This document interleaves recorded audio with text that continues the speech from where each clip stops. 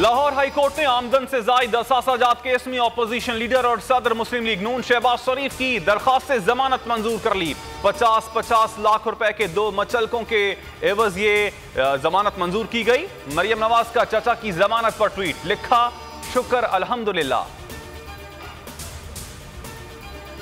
नैब तफ्तीश का नहीं, इंतकाम का इदारा है। शहजाद अकबर नैब को कंट्रोल करते हैं। शहबाज शरीफ को इंसाफ मिला मगर ताखीर से मिला। आज नवाज शरीफ का बयानिया सुरखरू हुआ। मुस्लिम लीग नून के रहनुमा राना सनाउल्लाह की मीडिया से गुफ्तगू, कहा सिलेक्टेड टोले ने अवाम की जिंदगी अजीरन कर दी। यूसुफ रजा गिलानी की चेयरमैन सेनेट के इलेक्शन के खिलाफ intra court appeal Islamabad high court ने समाअत के लिए मंजूर कर ली। 27 अप्रैल को फरीकैन से जवाब तलब कर लिया। हमारे 7 वोट मुस्तरद किए गए। इलेक्शन में बेज़ाब्तगी को चैलेंज किया जा सकता है। गिलानी के वकील फारूक इचनाइक का मौक़िफ़। कोरोना की तीसरी लहर मुल्क भर में फिर से कहर ढाने लगी। मुल्क में 24 घंटों के दौरान साल की सबसे ज्यादा अमवात 135 अफराद लुक्मा अजल बन गए। मजमूई अमवात 15,754 हो गई।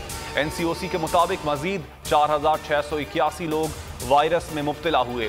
कोरोना एक्टिव केसेस 76,757 हो गए। रमजान में कोरोना जवाबित पर national command and operation centre का एलामिया जारी। बाजार सहरी से शाम 6 बजे तक खुले रहेंगे। हफ्ते में 2 रोज कारोबार बंद रहेगा। अफ्तार से रात 12 बजे तक होटलों के बाहर खाने की इजाजत होगी। बैनुल सूबाई ट्रांसपोर्ट हफ्ते में 2 रोज बंद रहेगी।